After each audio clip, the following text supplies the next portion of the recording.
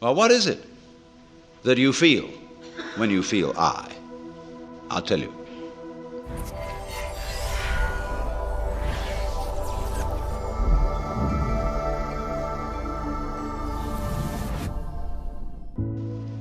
What do you do when somebody says, pay attention?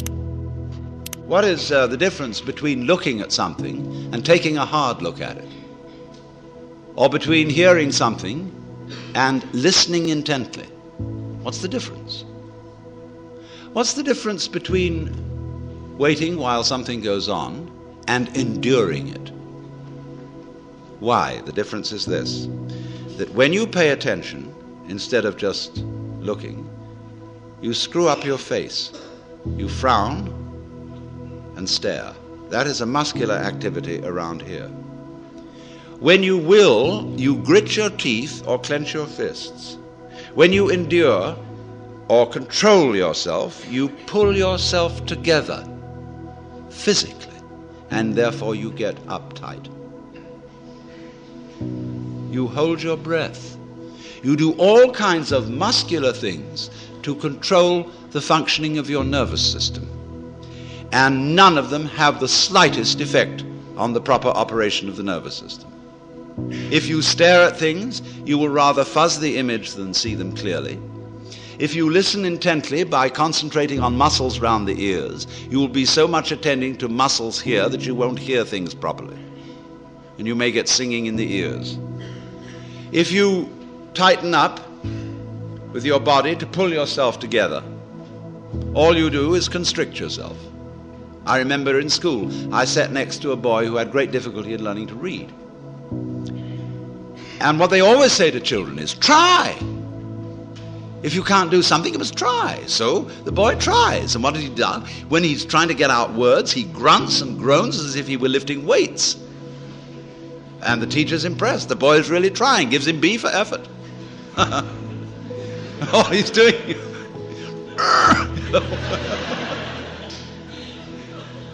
has nothing to do with it.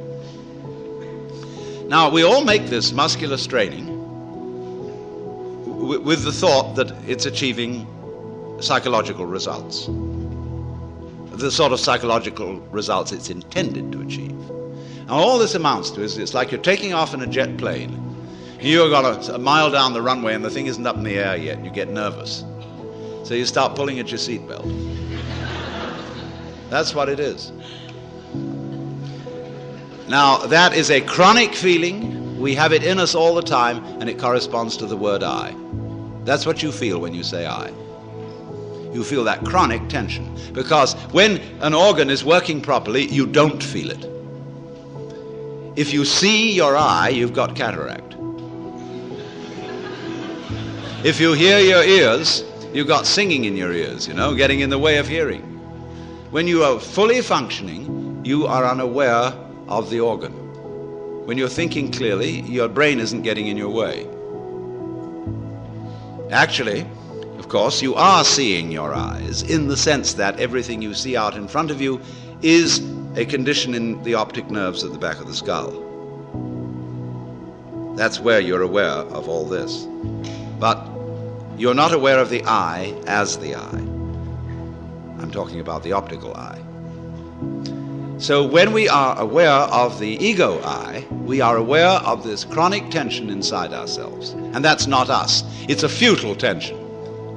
So when we get the illusion, the image of ourselves, married to a futile tension, you've got an illusion married to a futility.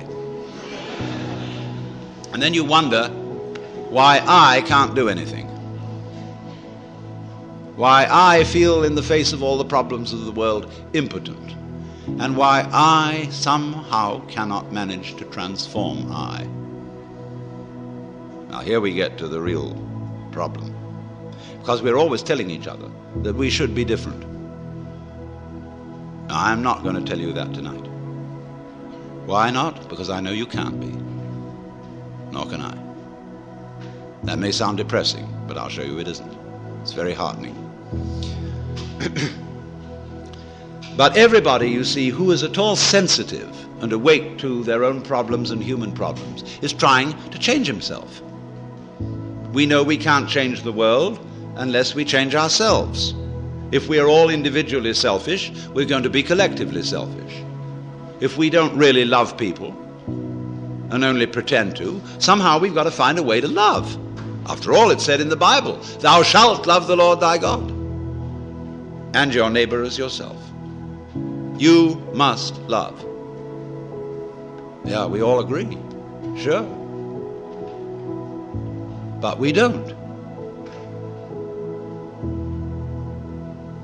In fact, one psychologist very smartly asked a patient, with whom are you in love against?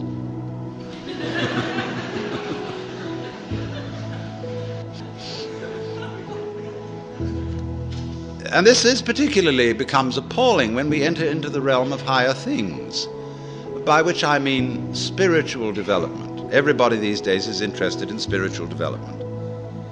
And wisely, because we want to change our consciousness. Many people are well aware that this egocentric consciousness is a hallucination, and that they presume it's the function of religion to change it, because that's what the Zen Buddhists and yogis and all these people in the Orient are doing. They are changing their state of consciousness to get something called satori, or mystical experience, or nirvana, or moksha, or what have you. And everybody around here is really enthused about that, because you don't get that in church. I mean, there have been Christian mystics, but the church has been very quiet about them.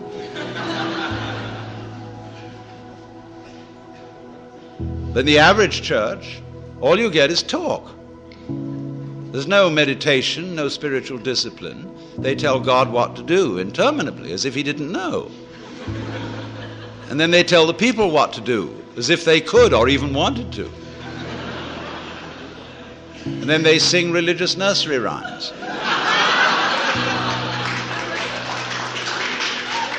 And then to cap it all, the Roman Catholic Church, which did at least have an unintelligible service, which was,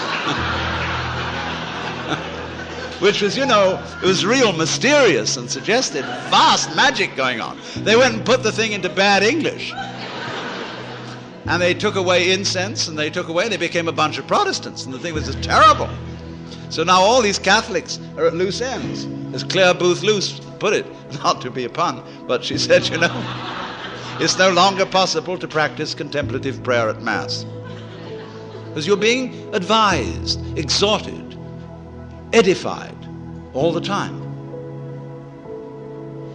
And it becomes a bore.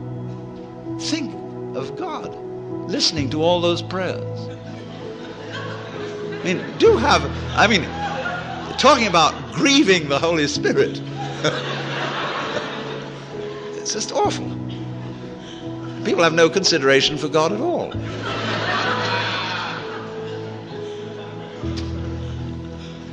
So,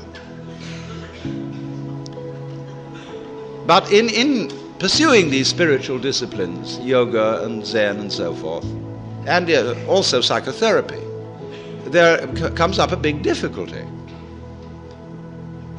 And the big difficulty is this. I want to find a method whereby I can change my consciousness.